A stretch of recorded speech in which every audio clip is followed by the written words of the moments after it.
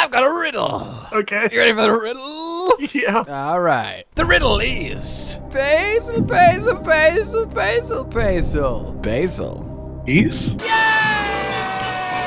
Golf clap, everyone! That's a pretty aggressive golf clap. Shut up. Yeah, actually, standing ovation, please. Yay! Let's go. Stand up. Stand up. Use those legs. You've got them. You should just be able to see occasional explosions. That'd be really funny because you'd see it like every 5 minutes. It's Rathlos carrying an Aptonoth into the sky. Oh, just the alarming if you saw a Bazel come like out the forest and just start coming towards the ship at the top of that stair. Like, guys. Has anyone seen this?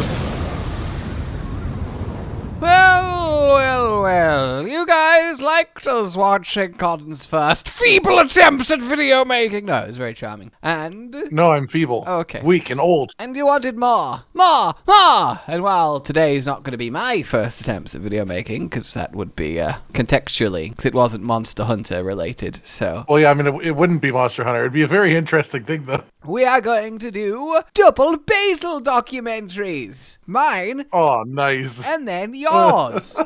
These are going to be very different from each other. These are going to be very different. They were made a year apart. Yeah, that sounds correct. And they should be fun. If you would like to do this kind of thing live alongside us, talky back and forthy, you can do so by becoming a patron down below. It keeps the channel going, and it means a lot, and it really is appreciated. But for now, I believe it's time for my David Attenborough impression. Hello and welcome as we journey through one of the most... I remember it being better.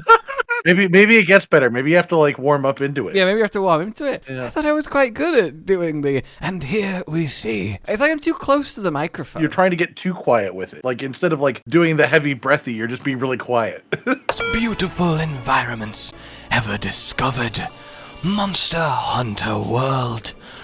I love ecology and Monster Hunter. I love these documentaries. I hope I can make some for Wilds if it works, because you couldn't really do it in Rise and Sunbreak. I love mine too, and I definitely think that I could do them. Today, we look through the eyes of bazelgeuse B52. Gilly Mansell gave us so many free shots for World. It was so cool. This is how you set up a nature shot. Hanging from a rope above the animal. While wearing a mantle that makes them just not be able to see you, of course. Exactly, of course. This is how this works. How did I even make this happen? That's what you got to ask yourself. This was incredible. Bazelgeuse, bagelgeuse, beetlejuice, bazelgeuse. This is a nature documentary, sir.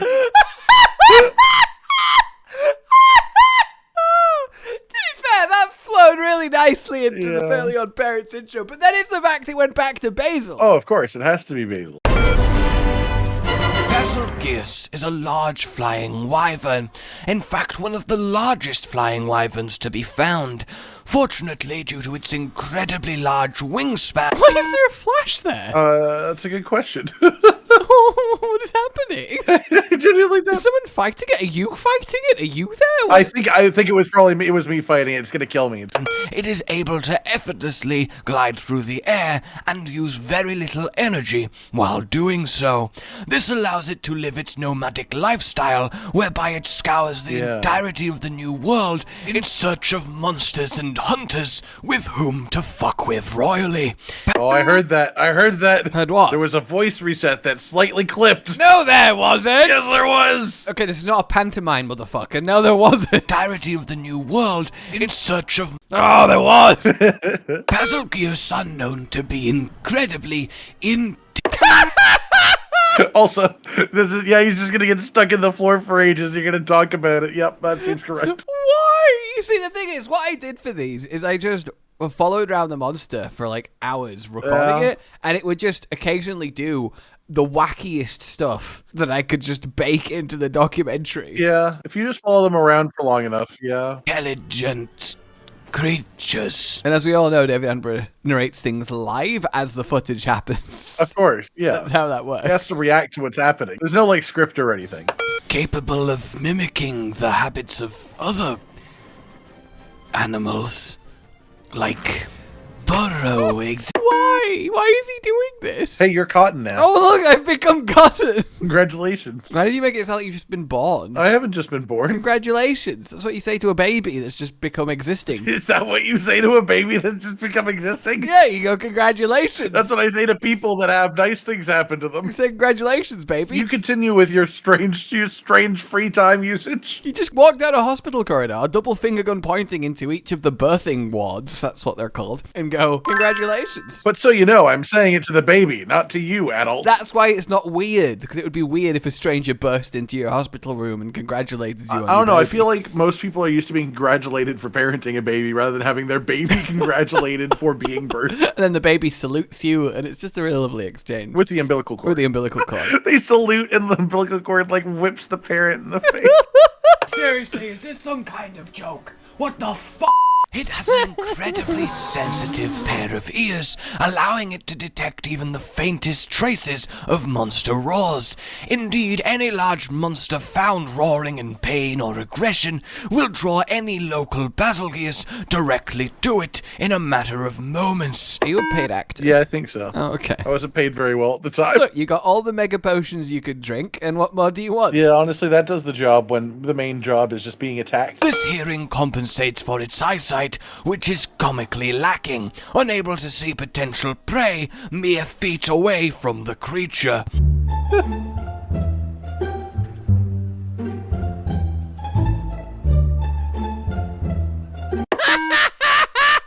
They're both like, oh, he's too irritating. I don't want to fight that. Right, Lorena Squareos, like, Oh, what do we do now? it's just Bazel's is so like, hello? Like, yeah. Did I have too much to drink? I was really hoping after you said its signature roar, you would do like a David Attenborough impression of the bazelgeuse roar. So many more layers of difficulty than I'm prepared to handle.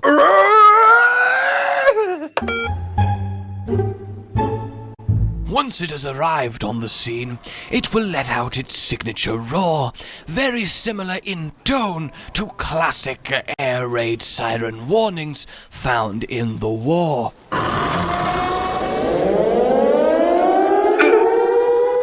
It does, however, have the unique property of eliciting one of only two responses from hunters who are faced with the beast.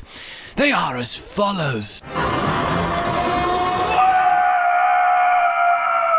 Or Was that you? I think that might have been when I was living with you in the little glass room that I was in the conservatory. Like, don't say it like that. You make it sound like I had you in some, like, weird, like, condition you couldn't leave when you had me in your little glass room and I was hunting. Well, it's better than the basement, you know? You move up in steps and steps. Yeah, you can see outside the sun. And when I yell, it has a lot of reverb. Back when you kept me in a little glass room. I couldn't throw stones either. It was really unfortunate. Yeah, you were in a fucking, like, vivarium. Well, I mean, I would line up pretty well with your pets, I think. Or... Oh, for fuck's sake. Did somebody bring dog pot? Tell me someone brought dog pot. What do you mean no one brought fucking dog pots? with the experience of the hunt. If I had to guess, I'd say that was probably you. I think that might also be you. I don't know. There's something about the Energy accent. of roaring its arrival is a bit of an antithesis to its goal to devour all of mankind, as it gives Which I have on good authority is the goal of bazelgeuse. Of course. down and destroyed. However, this seems to be because recent studies have shown that bazelgeuse gives a very low amount of fox.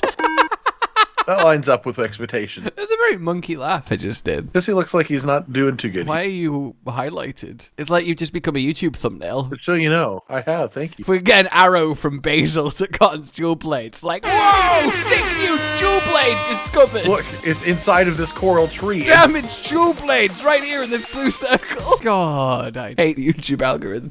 In fact, a brand new discovery on a recent captured specimen has led us deep into its mind, and we can now tell what it is thinking all the time. I don't give a fuck about anything. Fuck everyone and fuck everything. What? This is just so unnecessary. Why? That's what it's thinking. Look at that face. You're telling me that little mischievous face isn't singing that song on loop? I mean, I don't know. I feel like he's probably got a nice library of music. Most notably, probably his own theme, if I had to guess. Bazelgeuse does not use its mouth to hunt prey. In fact, its teeth are very ineffective at all but tearing flesh from already deceased bone. What Bazelgeuse will do is employ an From already dead bone. Dead bone. Dead bone much better than a live bone. Everyone knows that. Especially necromancers. Well, then they could become real live bone, undead bone. What came first? Actually, I'm not going to finish that sentence. The bone or the bone? No, I was going to say the necromancer or the necrophiliac, but I thought I shouldn't finish. They're also not like, that's not even comparable to like a chicken and an egg. Like, one doesn't create the other. Hey man, it's a chicken and the egg situation, my dude. What came first? People that raised the dead or people that fucked the dead? Surely one would create an interest in the other, is all I'm saying. I suppose. incredibly beautiful and destructive biological weapon. Underneath both its head and tail are located a special organ capable of rapidly producing a scale filled with a caustic mix of unstable chemicals. It is then able to detach these from its body, allowing them to drop onto the floor, prey, and basically the fuck everywhere, and then blow the shit out of everything. You see, when David Amber should swear more. I think it adds a certain bit of like texture to the whole affair. I definitely think it's his choice whether he swears or not. He's not been like asked not to by the like National Geographic, etc. David, please, you need to make this. We really want to appeal to the rated R audience with this one, David, if you don't mind. when exposed to extreme heat or pressure, these scales will react violently and explode. This is incredibly effective a hunting technique because That's a great outfit for this. I think that was also you that did that sound. No, I think that was the Wilhelm scream. No, I think that was you. I think that you did that. Well, yeah, I do the Wilhelm scream. Did you not know that? Oh, very nice. Shame it's public domain. I did it when I was a baby, so I didn't really have control. I can't believe you didn't congratulate me on being born. it's fucking explosions. The heat and fire and light generated by them is enough to send its prey scurrying in fear from the beast, making them hapless and defenseless as they are mowed down by its impressive bulk. Indeed, bazelgeuse throws its weight around quite often in order to batter foes into submission and trigger its own scales. Interestingly enough, it has incredibly resilient flesh when it comes to heat and force, able to destroy its own scales and cause explosions surrounding it with impunity. This combined attacking front It's always been a shame to me that Bazel's ankles heat up, but they don't produce and drop scales. Yeah, they should do something. Like imagine if little ones fell off his ankles while running around. Tiny little like back ankle one. Also, such a funny face. Yeah, it's a really good freeze frame, honestly. It's a great base, like the depth of field, it's lovely. makes an incredibly deadly and fucking annoying adversary to face, and most monsters prefer to run away from the creature rather than tangle with it after mere moments of an engagement. Now, bazelgeuse has been around for a long time. In fact, we have the earliest known footage of his first appearance that has been recorded. That was a good cut, though. That was the same angle. You just laughed at the same rhythm as the bazelgeuse theme there. There. See, bazelgeuse has the ability to get really goddamn angry, which will cause a massive increase in internal blood pressure As opposed to external blood pressure. I hate it when my outside blood gets pressurized. Well, I mean, I guess when the blood's outside of your body, it'll have a pretty consistent pressure. and body temperature. Very similar to gear second. It's important that you have to tie it into all of the anime nerds watching your documentary. Of course, yeah. And for your fucking weebs out there, Straw Hat Pipe. Thank you, David. David believes the One Piece is real. He does. You don't actually realize it, but it's David D. Attenborough. Oh, yeah, of course. I love that I went to the trouble of keeping a bit of his hair over it, despite how not accurate this is to the face. For life. This causes his scales to already be primed, as it were, as the heat from his body starts the reaction of the chemicals located inside them. This You seem like you were trying really hard not to go into, like, a Dracula voice there. explode, making him incredibly deadly to be around. This is his ultimate weapon. With this, he will fly into the air and unleash a veritable hailstorm of explosive rain down upon everything below. It does not care about what it hits, who it hits, or where it hits. It only cares about the screams. I think that one was me too. The ability to sustain itself off the salt of hunters. It's a secondary adaptation that allows it to regain sustenance when meat is not found. You see, if we look at its biological makeup, I'm so proud of this one. This one was a great. This is a fantastic. I'm preempting it, preambling it by saying how fantastic of a joke it is, but it is a fantastic joke. That's how you know it's a good joke. apart from most of its body being dedicated to pure hate, we do have the salt receptors to be found. Oh, I remember this, yes. This is a big discovery. We have the ability of pure fuck you located squarely in the brain. Finally, there is a tiny amount of love for the Spanish Inquisition. And I can assure you, no one on the research team expected this. Bazelgeuse there. Come on. Right? It's so like smooth. Oh, you're gonna snipe I'm him. gonna snipe him. I believe we're gonna watch you throw yourself off a cliff. Yeah, that seems accurate. And spends nearly every waking moment searching for its next meal and searching for people's days to ruin. The hate inside of him means that once he has found a target, Look out, it's the Wiggler. It's the Wiggler. It's a good shot, really. Oh, yeah. world, stopping for nothing and no one until the very spirit and then body in quick succession of We got a shot of you being chased by a Bazel through every map. Yeah. his intended is That's such a good one. Yeah. destroyed. It is a gruesome sight to see someone chased down like so, but that is nature, and nature is cruel. Bazelgeuse. Once again, David, no. Also, I'd like to point out, I believe this is the second time you've died in this video, and there's one fate left. It's one take left. It's one take left. Yeah, there's one take left. I just got a pop-up completely unrelated to this. Yeah. On Battle.net. Yeah. And I didn't mean to click on it. I just clicked as it popped up. You know how it happens. Yeah. And it took me to your chat, and it was from months ago, and it just says, "Can you please respond?" And there's no other messages, and now I'm really concerned. Why don't you ever answer me? Now we just talk. That's it. That's the end of the documentary. Now I need to talk for 5 minutes. Why? Why am I talking for 5 minutes? Like, I hope you guys didn't mind this. It was just, a fun video for entertainment, which I know is a very foreign idea to people. Because it was back then. The amount of what? Why would you?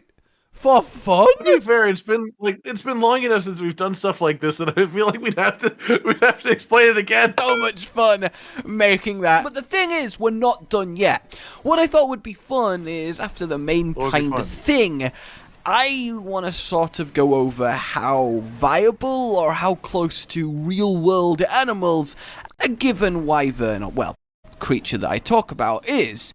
So when it comes to Bazelgeuse, you might be like, I mean, it has I assume I'm going to bring up the bombardier beetle. Probably. Why do you think probably? Because it explodes. No, it doesn't explode. You don't know what the bombardier beetle does, all right? Well, that's a shitty name then. Shitty name. Explosive scales and come on, it's like 40 feet long. Yeah, obviously we're never going to have it's basically a squirrel. But there are a few interesting comparisons. So, firstly, Bazelgeuse will expend a lot of energy in growing the explosive scales, traveling the great distance it does, living its nomadic lifestyle, and hunting the creatures in Monster Hunter, and because of that, it needs to minimize energy expenditure in all other aspects, and the biggest one is flying. It's a bulky creature, and it does have massive wingspan in comparison to the other flying wyverns, as I said, which really helps. But I think this draws a big comparison to the albatross. There we go. See, I remember. You remember albatross? Wingspan, and it possesses an unparalleled ability to glide and fly with wind currents, allowing it to go obscene distances on basically zero energy expended.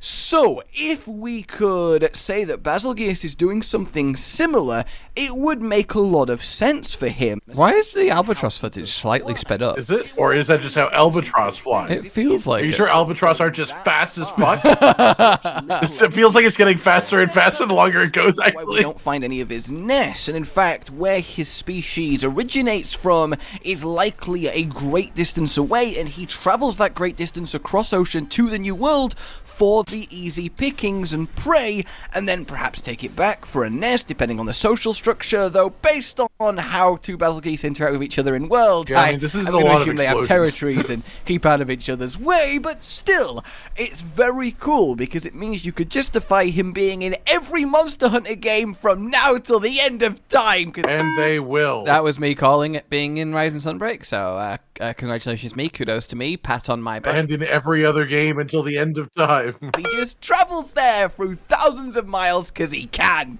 Isn't that exciting news? Apart from that, then, the regrowing of scales is a difficult one, because doing it that fast in such mass, it's kind of ridiculous. I mean, you've got the axolotl, which can regrow limbs essentially as many times as it wants. Not always perfect, but it's exceptionally good at it. You know when an anime character gets his arm cut off and he's like, ha, and he just grows a new one? That's essentially... I like how you said an anime character, like that's a common thing that happens with lots of anime characters. It is all the time. It's like such a trope. Oh, you've taken my limb off? Oh, I've got it back now. Fuck you. I feel like I don't see it doesn't happen that frequently. It does. You don't watch a lot of shows. You're right, I've not watched much anime. the axolotl every time it loses a limb, except it takes a lot longer than that. But if you sped that up to ridiculous levels, you could kind of mass grow scales. Making them explode, however, well, that's a different story. Hell, using fire does make a lot of sense, by the way. There are species of birds of prey that wait for forest fires and bushfires to hunt the animals fleeing from them, because animals fleeing from fire don't have much self-preservation instinct kicking in other than, get away from the fire! So it's essentially easy. Yeah, see? Yeah, they like to drop flaming twigs in order to kill the humans so they have more space. It's shit like this that makes me really confused why there's a small minority of people that get upset at me doing ecology videos. Like, I don't have some basis of knowing what I'm talking about. I think people just are really angry at the concept that Monster Hunter lore isn't a fact, and it's like, yeah, but that doesn't mean you can't talk about it. Well, yeah, literally. Like, it's very dark salty in that, but less vague. Meals. So an animal that can be resistant to and create flame like bazelgeuse is going to be a ridiculously successful hunter, like bazelgeuse is. So fire then. Well, surprisingly, we do have an animal that kind of gets the job done, the bombardier beetle. Promising name to begin with. This thing's really cool. So it combines two chemicals in its abdomen that when threatened mix together and get sprayed out in a exothermic reaction that reaches 100 degrees. I love that clip so much. That praying mantis is like, ha fuck you. Oh, Jesus. Oh, crap. What the fuck is this shit? Literally. Boiling! It's so funny. Never touch one of you again! Beetle. Like, at this point, 99% of insects are fucked. So I think that's just true in life. Yeah, that's how hot this resulting chemical mixture comes out the back of this fucking beetle. So imagine... Like, there is a video of a praying mantis actively chewing through a giant wasp that it's caught, like, cutting it in half at its midsection, while the wasp is actively chewing through the praying mantis's midsection. Of course, and they literally bisect each other actively, and then keep eating until they finally die. We call that ritual combat. The most mutually assured destruction. And the reason is because a praying mantis can only focus on one sensation at a time. So because all it was focusing on is I am eating, it couldn't feel the I am being eaten. So it just kind of happened. And wasps are dicks. And wasps are dicks. I mean, in that case, the wasp was also being eaten. So Well, yeah, but wasps are dicks. aggravated, it fires it, and then and you're like, oh, you know, like you've just touched the inside of a hot oven, but honestly a lot worse. And that's really cool. It sprays incredibly warm, corrosive... It's like literally having boiling water just thrown on you. yeah. That's the kind of closest you're getting to natural fire weaponry in real life. But then again, it's not crazy to say an animal, especially in a world like Monster Hunter, is mixing some different chemicals and causing this unstable explosive reaction in each of its scales. So, yeah, that's kind of cool, right? let me know if you like this. It took a long time to make, and if you did get some fun from it, I'd appreciate it a lot if you could spread it around the place like you've enjoyed. Just let me know in the comments how you found it. I don't know if it'll be a series. All right. Well, I'm glad that you enjoyed it because we're spreading it around the place. Oh, yeah. Learning about animals. I love learning about Monster Hunter monsters as if they were real. I find it fascinating. So even if this was a one-off, I think B-52's a good subject, and I had a lot of fun creating this for you guys. So for now, I'll see you next time. Happy dismembering, my friend. And I like that. Why did I say it like it's a normal thing to say? You just say happy dismembering, my friend? Just say happy dismembering. Why are you just inviting people to remove my limbs? No, as in like, you guys are the friend. Don't dismember Cotton. Oh, wow, actually. Oh my god! Incredible. And okay. Oh, God. Goodbye. So that was fun. It was fun. What did you think? I thought it was very, very pleasant. I learned a lot about animals that I'm probably going to forget because my brain is bad. And now yours is like a third the length. So let's see if it's 3 times the quality to make yeah, up. I'm sure there'll be just as much accurate animal information. In fact, if I recall correctly, you did this as if it was Candy talking. Yes, that is the whole concept of this series. And this became Candy's voice as a result. Duratodus, nature's Piscine reimagining of fecal matter. Why? I mean, can Just a good nature documentary voice. it's a good nature documentary voice, but it's not a good voice for a Candy cat. But you don't know that it's Candy until it's revealed that it's Candy. that's part of what makes it funny. Oh, what is that? Oh my, oh no.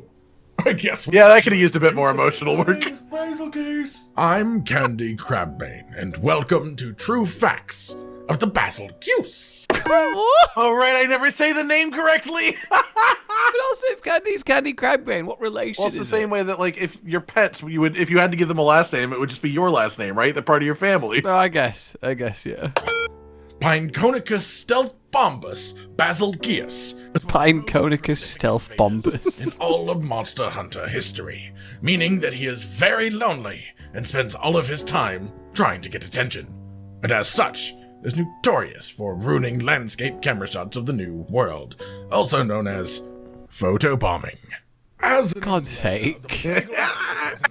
flying abilities, able to attain high speed for long duration without much effort, much like the ostrich. Fuck you. Watching these back to back almost looks like I'm making fun of yours. That's what I'm saying. I fully believe you watched mine, and if this is why this bit, there's no way that has happened accidentally. Same, but it's fucking funny to see. Oh my god. However, unlike the ostrich, the boot caboose has an organ referred to as a beard that incessantly produces grenade-like scales on both the head and its tail. These scales, when deployed or shaved off of the beard of the BTs, become armed. And not only will they begin to explode when touched, but they also look sort of like bull testicles.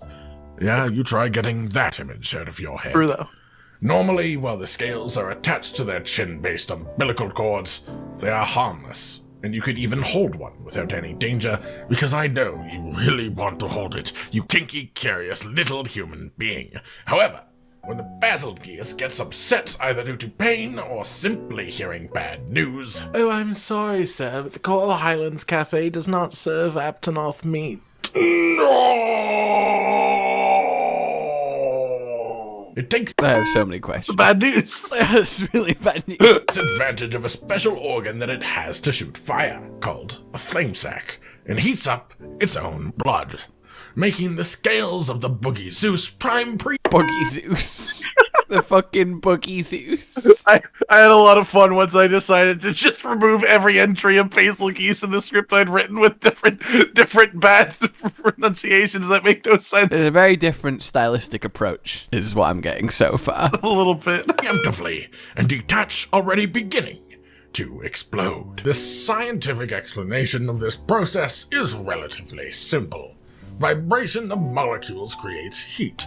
Yeah, see? Science. Why did you just Science. put in a little Science. slide like this? Science.